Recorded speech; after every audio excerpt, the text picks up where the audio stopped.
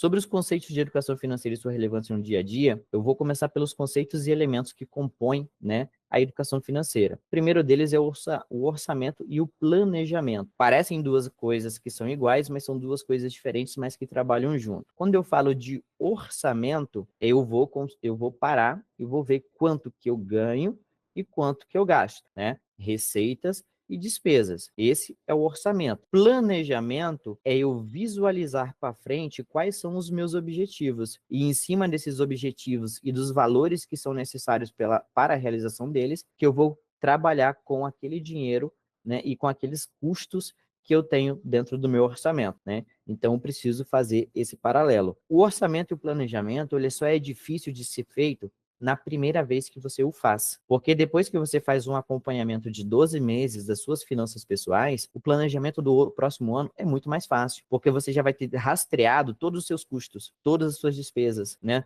Todos os seus custos fixos e variáveis.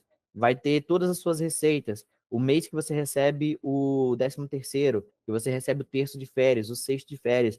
Então, você vai conseguir entender qual é o fluxo de dinheiro que você tem, tanto no gasto, né, quanto na receita que entra. A poupança e o investimento são duas coisas também diferentes. A poupança é simplesmente você guardar um dinheiro, né, ali, por exemplo, na própria aplicação poupança, guardar esse dinheirinho ali sem nenhuma perspectiva de ter uma rentabilidade superior nesse valor, né? E sem ter aquela visão de ter um crescimento nesse seu dinheiro que está guardado. Quando a gente fala de investimento, é eu o quê? Potencializar o retorno que eu vou ter sobre o dinheiro que eu estou guardando. Primeiro eu poupo, depois eu invisto, né? Dessa forma, eu vou potencializar o poder do meu dinheiro. Até porque a gente sabe que no nosso país a gente tem a inflação sempre muito oscilante. Esse ano mesmo a nossa inflação está perto de 5%, né?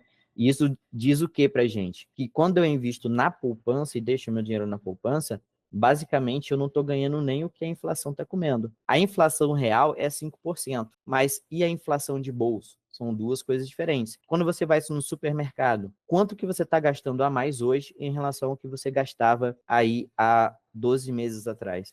No meu orçamento pessoal, eu estou com uma inflação de 25%, comendo as mesmas coisas e às vezes tendo que reduzir para marcas de qualidade inferiores, para tentar reduzir custos ou não aumentar o custo que eu tenho atual. As embalagens hoje, se você for olhar no supermercado, o que acontece? Olha, esse macarrão tá barato. Quando você vai olhar, o macarrão antes era 1 quilo, agora ele está vindo de 800 gramas pelo mesmo preço anterior. Então, aonde está a inflação? Na redução do peso do produto, porque o preço se manteve, mas a quantidade diminuiu.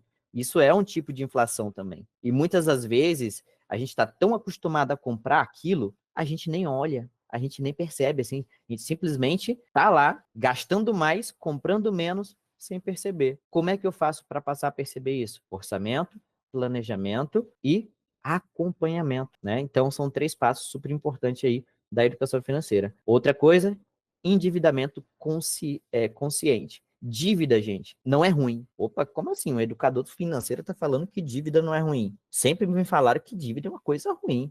Não, gente, depende. Quando você pega um empréstimo para fazer uma viagem, dívida ruim, porque você vai fazer a viagem e você vai ficar com a dívida depois, certo? Agora, eu quero comprar uma casa para eu poder alugar essa casa e essa casa me dá um aluguel todos os meses ali, como uma renda entrando ali para mim de 2, 3 mil reais todos os meses. Ok.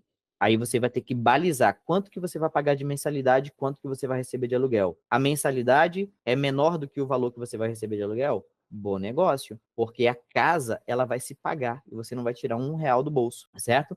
Então aqui a gente tem o quê? Uma dívida saudável. Você fez um empréstimo, comprou um bem e esse bem está te dando um retorno financeiro, né? Isso é o que a gente chama de um ativo financeiro, porque ele está colocando dinheiro no seu bolso. E temos os passivos financeiros. Comprei uma casa para me morar. Enquanto você não terminar de pagar essa casa é um passivo. Por quê? Porque essa casa não é sua. Essa casa é do banco. Casas financiadas, elas só pertencem ao comprador quando você paga 100% das parcelas.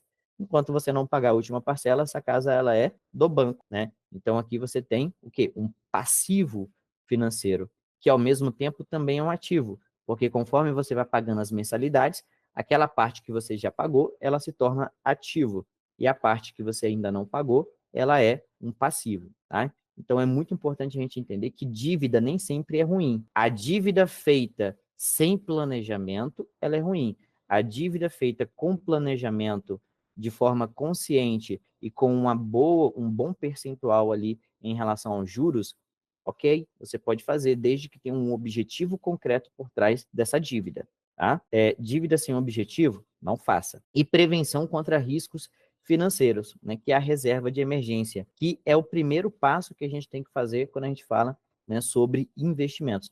Antes de eu investir, antes de eu pensar em crescer meu dinheiro, antes eu preciso proteger a minha vida, proteger o meu dia a dia através de uma criação de reserva de emergência, tá? Que é o quê? Um valor financeiro que você vai alocar ali no CDB, numa renda fixa, que ele vai te atender em emergência. Furou o pneu do carro no meio do mês, meu salário não caiu, o limite do cartão está apertado, vou lá, eu tenho essa reserva de emergência. Meu filho ficou doente, precisou fazer exames, não tem esse exame no hospital público, preciso fazer no particular com emergência.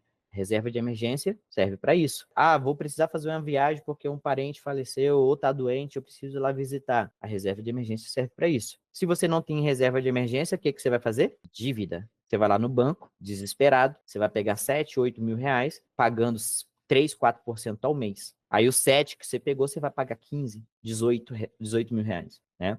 Então, veja que a reserva de emergência, ela pode te proteger de tomar decisões ruins.